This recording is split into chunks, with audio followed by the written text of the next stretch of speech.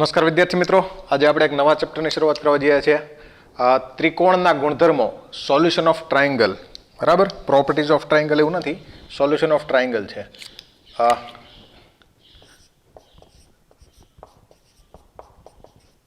ત્રિકોણના ગુણધર્મો. અત્યાર સુધીમાં ધોરણ 9 ધોરણ 10 ની અંદર જેટલી કે આપણે ત્રિકોણની પ્રોપર્ટીઝ જોઈ છે, એ પ્રોપર્ટીઝ જે છે એનો યુઝ કરી અને આગળ કઈ રીતે ત્રિકોણમાં અલગ અલગ ફોર્મ્યુલાઝ છે એ મેળવી શકાય અને અલગ અલગ વસ્તુ કઈ રીતે શીખી શકાય એ જોઈશું. બરાબર, ટ્રાયંગલ, ત્રિકોણ જ્યારે આ ABC લખવામાં આવે છે ત્યારે આના પહેલા કદાચ એક વખત વાત કરી દીધી મેં કે એના સામેના ખૂણાની જે એની સામેની બાજુ છે એના માપને સ્મોલ a વડે, બી ખૂણાની સામેની બાજુના માપને સ્મોલ c b વડે અને સી ખૂણાના સામેના માપને સ્મોલ c વડે દર્શાવવામાં આવે છે.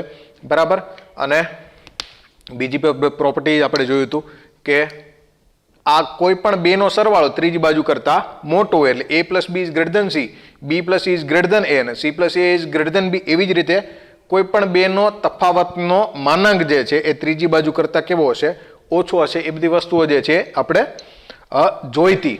વધુમાં અહીંયા આપણે જે શીખશું એ સોલ્યુશન ઓફ ટ્રાયંગલમાં અમુક વસ્તુની જે આપણે આગળ જરૂર પડવાના છે, અલગ અલગ આની ગુણધર્મો. બીજા કયા ગુણધર્મો આવતા હતા? બે ત્રિકોણ જે છે એ સમરૂપ થાય. બે ત્રિકોણ જે છે એ સમરૂપ બને. સમરૂપ, જેને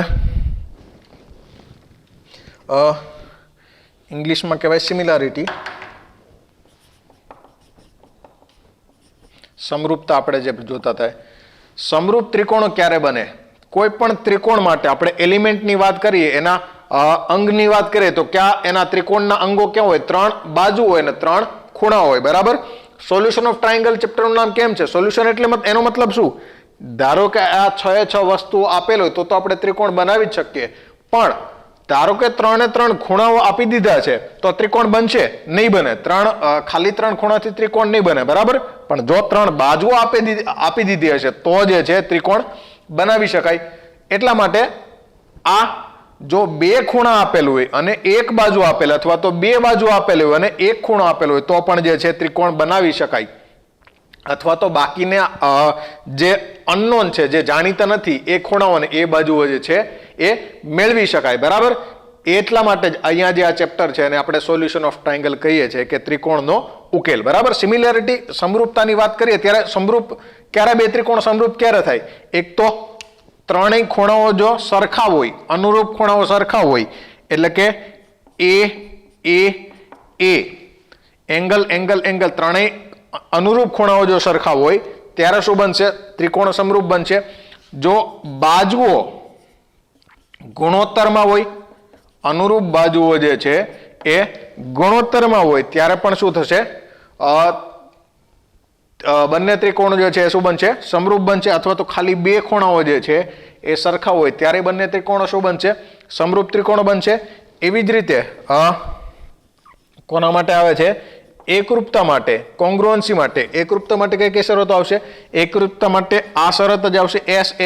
પણ અહીંયા બાજુઓ જે છે ગુણોત્તરમાં છે, ગુણોત્તરમાં નહીં પણ બાજુઓ કેવી હોવી જોઈએ? એકરૂપ હોવી જોઈએ. બાજુઓ કેવી હોવી જોઈએ? સમાન હોવી જોઈએ. બરાબર, પછી એ આમાં પણ એ આવશે.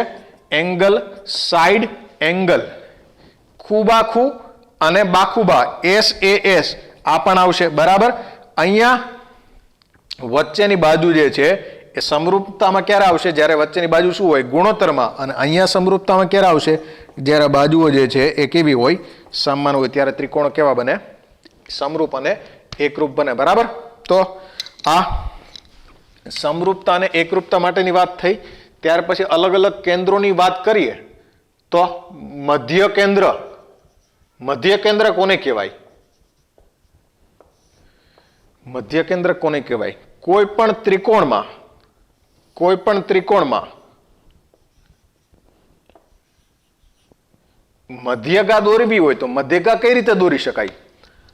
આ શિરોબિંદુથી લઈને સામેની બાજુનું મધ્ય બિંદુ આ દોરીશું. આ બીસી બાજુ પરની મધ્યગા એડી થશે. પછી બી માંથી મધ્યગા દોરીએ તો આનું મધ્ય બિંદુ અને આવી રીતે, તો આ શું કહેવાય? મધ્યગા બીઈ. આનું મધ્ય બિંદુ અને સી શિરોબિંદુને જોડી દઈએ તો આ શું થશે? મધ્યગા CF. મધ્યગાનો મતલબ સામેની બાજુના બે સરખા ભાગ પડે એવા રેખાખંડને શું કહીએ છીએ આપણે? મધ્યગા કહીએ છીએ. આ ત્રણેય મધ્યગાઓ જે બિંદુમાં મળે છે, ત્રણેય મધ્યગાઓ જે બિંદુમાં મળે છે એને શું કહેવાય? મધ્ય કેન્દ્ર કહેવાય. અને એની વ્યાખ્યા જે છે આપણે લખીએ. ત્રણેય મધ્યગાઓ સંગામી હોય છે અને તેના સંગમ બિંદુને શું કહેવાશે? સંગમ બિંદુને મધ્ય કેન્દ્ર કહે છે. સંગામીઓ એનો મતલબ શું? બે ધારો કે બે રેખાખંડ અથવા તો બે રેખા હોય તો એક જ બિંદુમાં મળે, પણ જ્યારે બે કરતા વધારે રેખાખંડ હોય તો બે કરતા વધારે રેખાખંડ એક બિંદુમાં મળે અને ના પણ મળે. આમાં નથી મળતા, આમાં મળે છે. જ્યારે ત્રણેય અથવા બે કરતા બે કરતા વધારે રેખાખંડ અથવા રેખાઓ જે છે એક જ બિંદુમાં મળે ત્યારે એને સંગામી છે એવું કહેવાય. બરાબર? એટલે રેખાઓ સંગામી હોય અને આ સંગમ બિંદુ છે એને શું કહેવાય? મધ્ય કેન્દ્ર કહેવાય. મધ્ય કેન્દ્ર કોને કહેવાય? જ્યાં ત્રણેય મધ્યગાઓ છેદે એને શું કહેવાય? મધ્ય કેન્દ્ર કહેવાય. બરાબર? એના પછી આગળ વધીએ.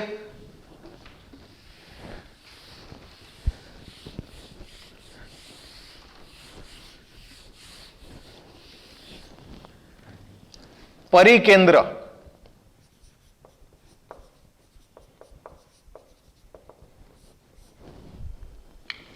અને એના પછી એક જે વ્યાખ્યા આવશે એ આવશે અંતઃકેન્દ્રની.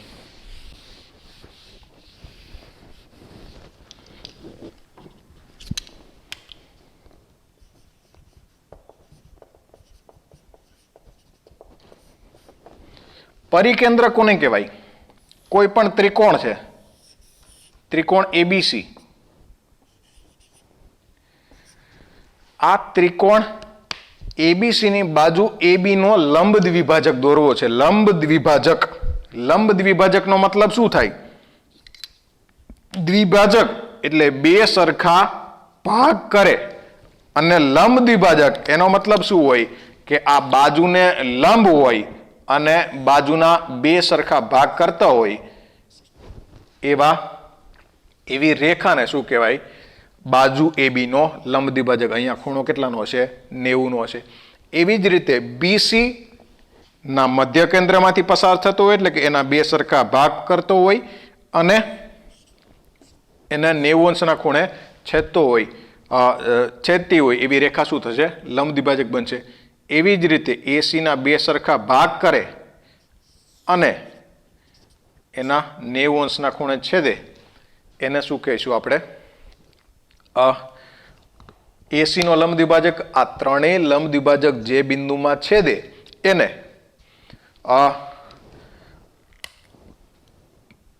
પરિકેન્દ્ર કેપિટલ O વડે દર્શાવવામાં આવે છે. જેવી રીતે મધ્ય કેન્દ્રને G વડે દર્શાવવામાં આવે છે એવી રીતે પરિકેન્દ્રને કેપિટલ O વડે દર્શાવવામાં આવે છે. અંતઃકેન્દ્રને કેપિટલ I વડે દર્શાવવામાં આવે છે. બરાબર? આની વ્યાખ્યા શું લખશું? ત્રિકોણની ત્રણેય બાજુઓના લંબ દ્વિભાજકોનું જે છેદબિંદુ છે એ લંબ દ્વિભાજકોના છેદબિંદુને શું કહેવાય? પરિકેન્દ્ર કહેવાય. ત્રિકોણની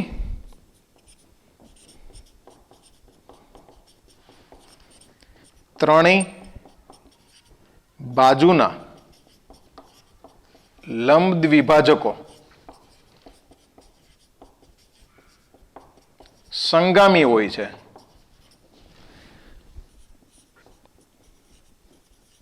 અને તેના સંગમ બિંદુને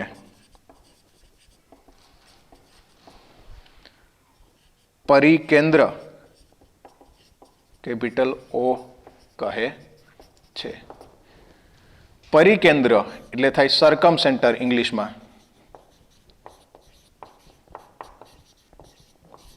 આના પહેલા જે મધ્ય કેન્દ્ર હતું, મધ્ય કેન્દ્રનું ઇંગ્લિશ જે છે એ લખી લેજો સેન્ટ્રોઇડ, બરાબર. અને અંતઃ કેન્દ્ર જે છે એને કહેવાય ઇન્સેન્ટર. પરિકેન્દ્રની એક ખાસ લાક્ષણિકતા છે. પરિકેન્દ્ર કદાચ આપણે ભણ્યા હશું પણ આ વ્યાખ્યાથી નહીં ભણ્યા હોય. પરિકેન્દ્ર અને પરિવર્તુળ કદાચ આપણે આ વ્યાખ્યાથી પણ ભણ્યા હશું. પરિકેન્દ્રનું આ ત્રણેય બિંદુથી અંતર જે છે એ કેવું હોય? સમાન હોય. પરિકેન્દ્રનું આ ત્રણેય બિંદુથી અંતર સમાન હોય એટલે પરિકેન્દ્રની વ્યાખ્યા આ રીતે પણ આપી શકાય કે ત્રણેય શિરોબિંદુથી સમાન અંતરે આવેલા બિંદુને શું કહેવાય? પરિકેન્દ્ર કહેવાય. આ અંતર સમાન છે એટલા માટે આ ત્રણેયમાંથી પસાર થતું જો વર્તુળ દોરવામાં આવે ને તો આ વર્તુળનું કેન્દ્ર પણ શું રહે? વર્તુળનું કેન્દ્ર પણ આ બિંદુ O જ રહે. આ ત્રણેય શિરોબિંદુમાંથી પસાર થતું વર્તુળ જે છે આ વર્તુળને પરિવર્તુળ અને આની ત્રિજ્યા જે છે, આની ત્રિજ્યા એટલે કે OA, OB, OC આની ત્રિજ્યા જે છે એને કેપિટલ R વડે દર્શાવવામાં આવે છે. આ ત્રિજ્યા જે છે એને કેપિટલ R વડે દર્શાવવામાં આવે છે અને R જે છે એ પરિત્રિજ્યા, બરાબર. ત્રિકોણના ત્રણેય શિરોબિંદુમાંથી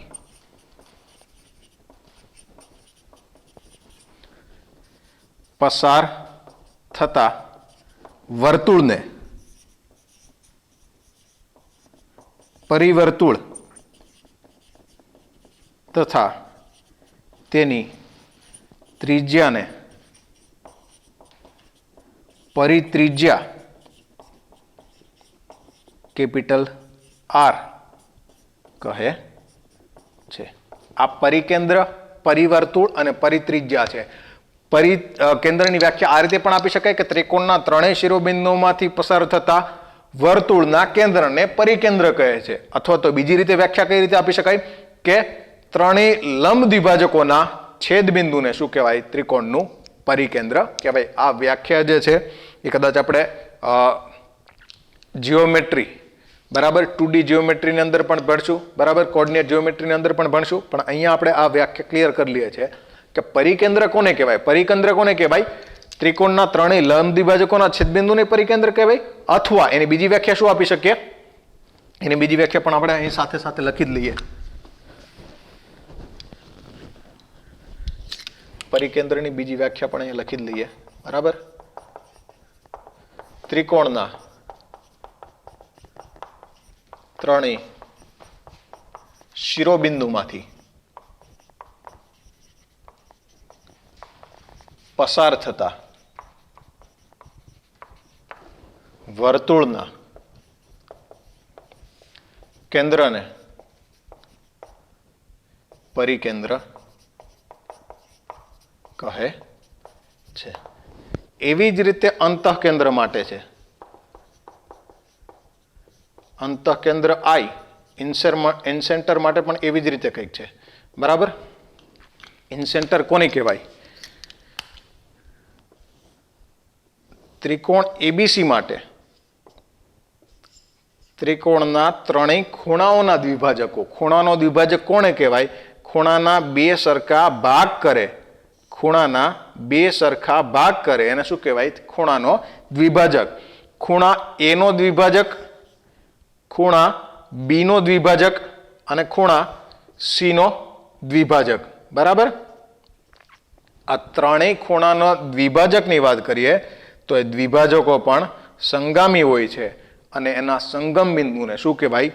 અંતઃકેન્દ્ર I કહેવાય, બરાબર. ઇંગ્લિશમાં કહેવાય એને ઇન્સેન્ટર. બીજી રીતે વ્યાખ્યા આપવી હોય તો આપણે જે 9મા 10મા ધોરણમાં શીખાતા એ અંતઃકેન્દ્ર અને અંતઃવર્તુળ કોને કહેવાય? કે ત્રિકોણની ત્રણેય બાજુઓને સ્પર્શતા, ત્રિકોણની ત્રણેય બાજુઓને અંદરથી સ્પર્શતા વર્તુળ, ત્રિકોણની ત્રણેય બાજુને અંદરથી સ્પર્શતા વર્તુળના કેન્દ્રને શું કહેવાય? અંતઃકેન્દ્ર કહેવાય. એની બે વ્યાખ્યા છે. એક વ્યાખ્યા શું કહેવાય? અંતઃકેન્દ્ર એટલે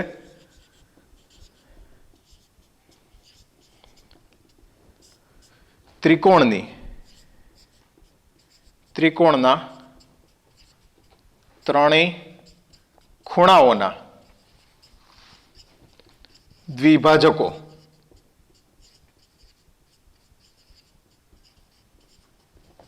સંગામી હોય છે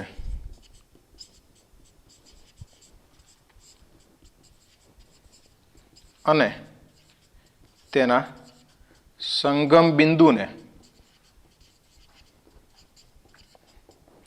અંતઃકેન્દ્ર કહે છે.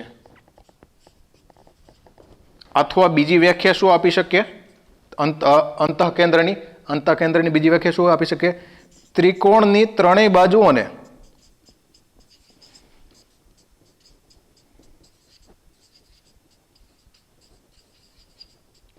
અંદરથી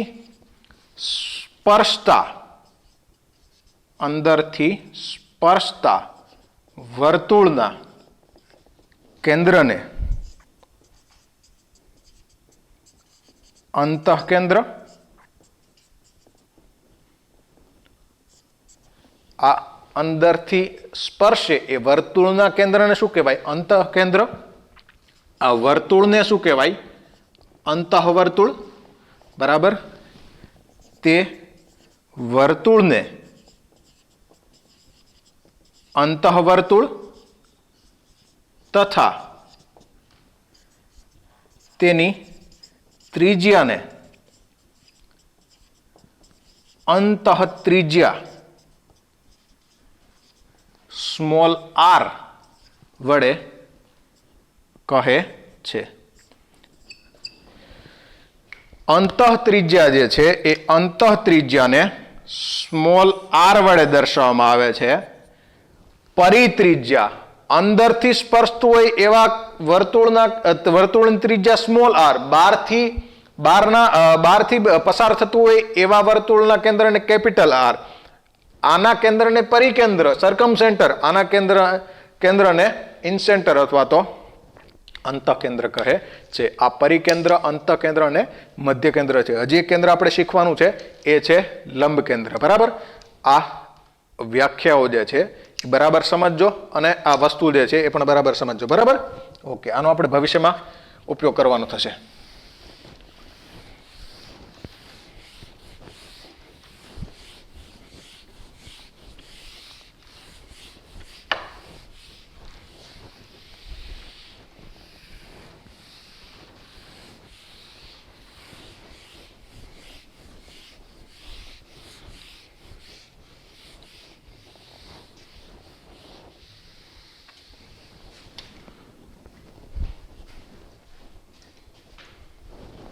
એના પછી જે એક વ્યાખ્યા છે એ જોઈશું. લંબ કેન્દ્ર એને દર્શાવાય છે કેપિટલ એચ વડે અને ઇંગ્લિશમાં જે છે એને કહેવાય ઓર્થો સેન્ટર. લંબ કેન્દ્ર કોને કહેવાય? એનું નામ જ એની વ્યાખ્યા આપે છે. લંબ કેન્દ્ર કોને કહેવાય? ત્રિકોણ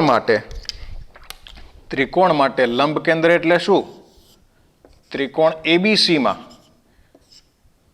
એ બાજુમાંથી બાજુ બીસી પરનો લંબ એ એચ, અહીંયા બાજુ એસી પરનો લંબ એ આઈ અને સીડી પરનો લંબ જે છે એ સી જે હોય તો આ ત્રણેય લંબ અથવા તો શું કહેવાય વેધના છેદબિંદુને શું કહેવાય? લંબ કેન્દ્ર કેપિટલ એચ કહેવાય. બરાબર. આની વ્યાખ્યા શું આપશું? આની વ્યાખ્યા ત્રિકોણના ત્રણે વેધ સંગામી હોય છે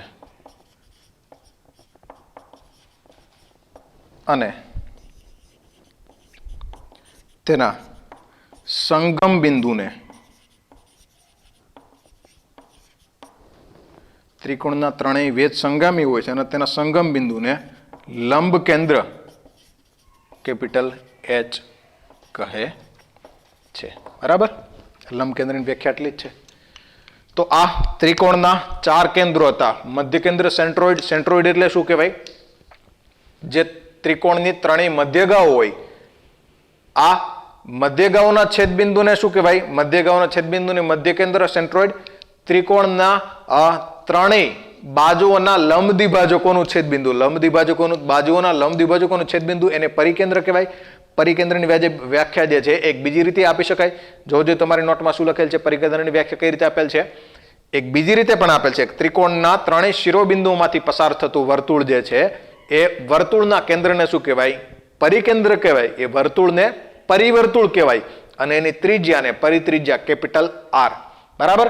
ત્યાર પછી અંતઃકેન્દ્ર શિખા ત્રણેય ખૂણાઓના દ્વિભાજકો સંગામી હોય છે. સંગમ બિંદુને અંતઃકેન્દ્ર કહેવાય. અથવા તો ત્રિકોણની ત્રણેય બાજુને અંદરથી સ્પર્શતા વર્તુળના કેન્દ્રને અંતઃકેન્દ્ર કહેવાય. એ વર્તુળને અંતઃવર્તુળ કહેવાય. એની ત્રિજ્યાને શું કહેવાય? અંતઃત્રિજ્યા કહેવાય. બરાબર. એના પછી લંબ કેન્દ્ર. લંબ કેન્દ્ર એટલે શું છે? ઓર્થોસેન્ટર એટલે શું થાય? ત્રિકોણના ત્રણેય વેધનું છેદબિંદુ જે છે એને શું કહેવાય? એને લંબ કેન્દ્ર કેપિટલ H કહેવાય. બરાબર. ઓકે. હવે ત્રિકોણના ગુણધર્મોમાં, પ્રોપર્ટીઝ ઓફ ટ્રાયંગલ, એમાં પહેલી વસ્તુ જોઈએ સાઇન રૂલ.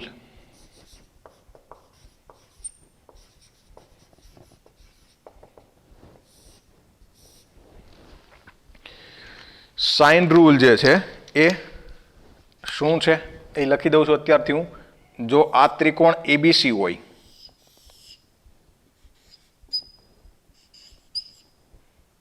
આ બાજુ સ્મોલ a હશે, આ બાજુ સ્મોલ b હશે, આ બાજુ સ્મોલ c હોય, તો a upon sin a, b upon sin b અને c upon sin c. આ બાજુ છે, અંશમાં છે, નીચે જે છે એ ખૂણા છે. આ ત્રણેય ગુણોત્તરો જે છે એ સરખા હોય અને આ નિયમ જે છે એને શું કહેવાય? સાઇન રૂલ કહેવાય. હવે સ્વાભાવિક છે, એમને તો આવી ના જાય.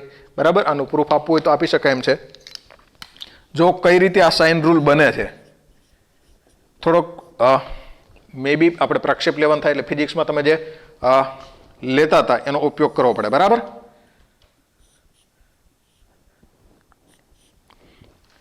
આ બાજુ જે છે એ સ્મોલ બી છે. હવે આ રીતે કોઈ સદિશ આપેલો હોય, આ ખૂણો થીટા હોય, આ બાજુ L હોય, તો આ જમીન ઉપરનો ઘટક લઈએ. આ જમીન ઉપરનો ઘટક કેટલો થાય? આ જમીન ઉપરનો ઘટક L cos થીટા થાય અને આ ઘટક જે છે, આ ઘટક અથવા તો આ ઘટક એ કેટલો થાય? L sin થીટા થાય. એવી જ રીતે આ ખૂણો શું છે? ખૂણો કેપિટલ C છે. બરાબર. તો આ બાજુનો અહીંયા પ્રક્ષેપ લઉં તો આ પ્રક્ષેપ જે છે, આના ઉપરનો પ્રક્ષેપ શું મળે? આના ઉપરનો પ્રક્ષેપ મળે B cos C. આ પ્રક્ષેપ જમીન ઉપરનો પ્રક્ષેપ cos મળે અને આના ઉપરનો પ્રક્ષેપ શું મળે? sin. એટલે આ પ્રક્ષેપ જે છે, આ ખૂણો C છે એટલે આ પ્રક્ષેપ B cos C થાય. આ પ્રક્ષેપ શું થાય? આ પ્રક્ષેપને આ વેધ જે છે એ શું થશે? વેધ થશે B sin C. બરાબર. આ વેધ આ પ્રક્ષેપ B cos C થાય જ્યારે આ પ્રક્ષેપ B sin C થાય. આ ખૂણો B છે, આ બાજુ C છે. C બાજુનો આના ઉપરનો પ્રક્ષેપ cos હોય અને આ પ્રક્ષેપ sin હોય. તો આ પ્રક્ષેપની જો હું વાત કરું તો આ પ્રક્ષેપ શું થાય?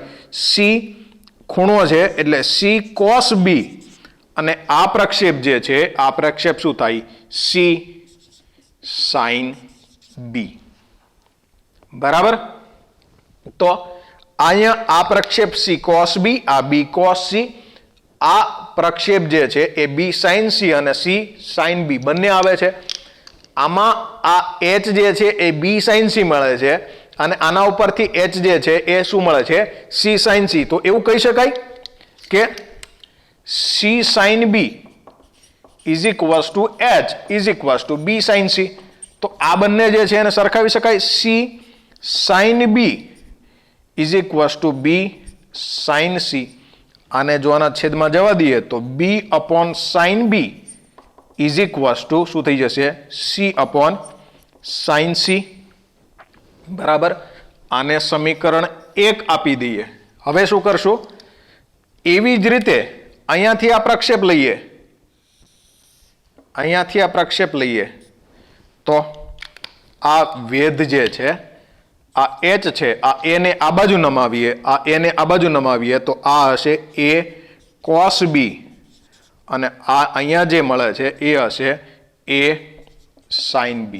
આ b છે, આ ખૂણો a છે તો આ b ને અહીંયા નમાવું તો આ હશે b, આ પ્રક્ષેપ જે છે એ હશે b cos a અને આ પ્રક્ષેપ જે છે આ પ્રક્ષેપ હશે b sin a બરાબર. આ b cos b ને જમીન ઉપર લઈ લઈએ છે તો cos હોય અને આના ઉપર લઈએ તો શું હશે sin હશે.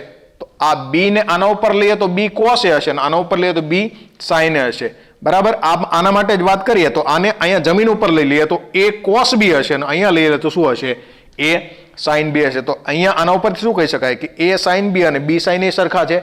એવી જ રીતે ત્રીજા માટે મળશે આના ઉપરથી શું લખી શકાય સમીકરણ 2 માટે અને અહીંયા આવવા દઈએ તો a upon sin a is equals two b upon sin b. આ sin b ને છેદમાં જવા દઈએ, sin a ને અહીંયા છેદમાં આવવા દઈએ તો સમીકરણ 1 અને સમીકરણ 2 ઉપરથી શું લખી શકાય a upon sin a, b upon sin b અને c અપોન sin c. આ ત્રણેય ગુણોત્તર જે છે એ કેવા છે સરખા હશે અને આ રૂલ જે છે એને શું કહેવાય એને જ આપણે સાઇન રૂલ તરીકે ઓળખીએ છીએ બરાબર.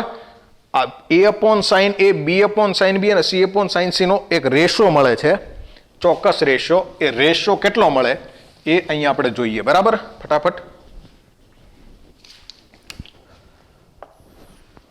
આપણે પરિવર્તુળ દોરવું છે. આ ત્રિકોણ ABC છે,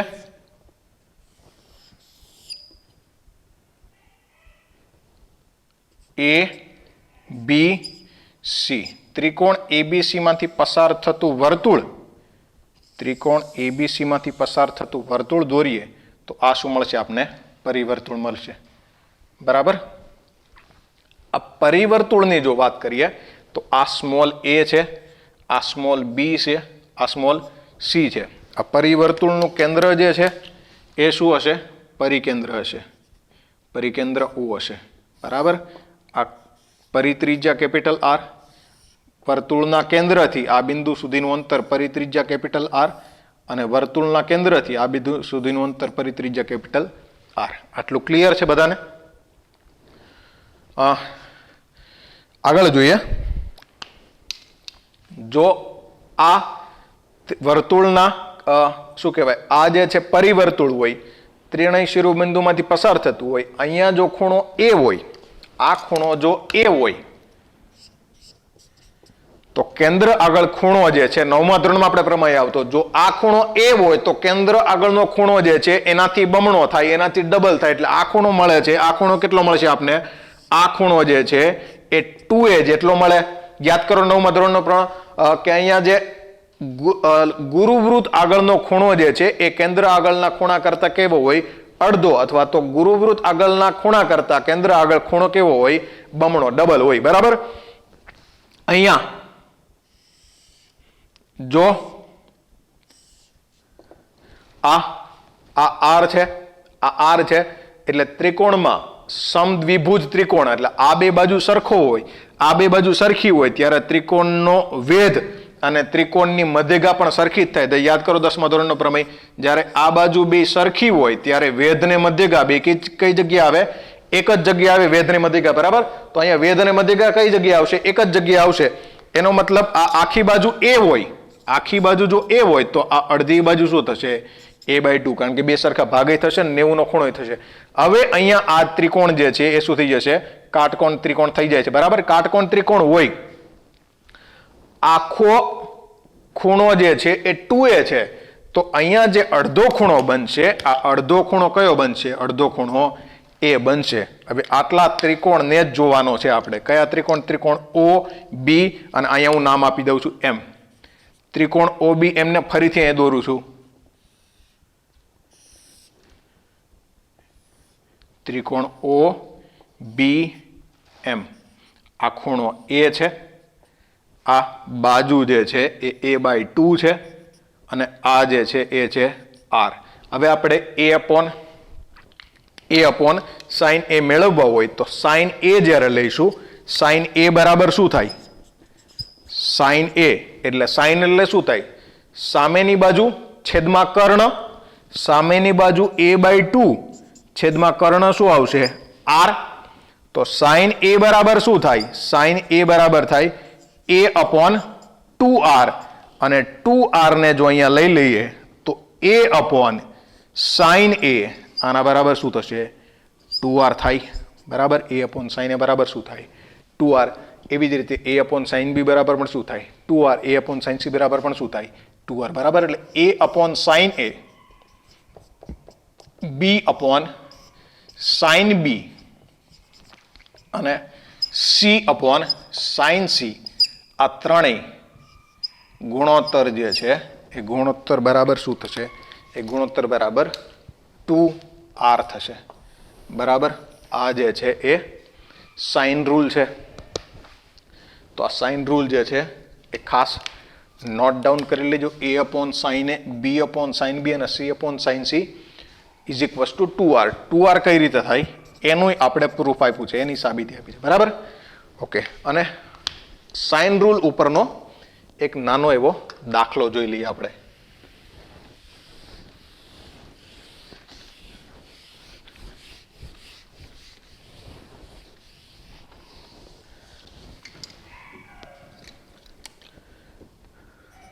જો ત્રિકોણ